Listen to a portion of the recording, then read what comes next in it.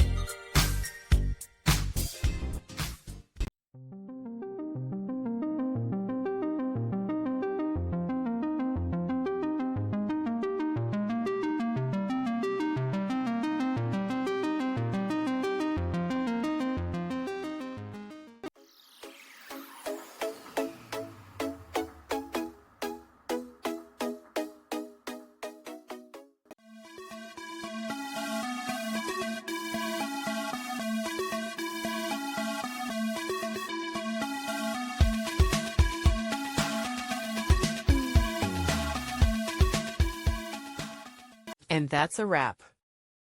I hope you found the answer you were looking for.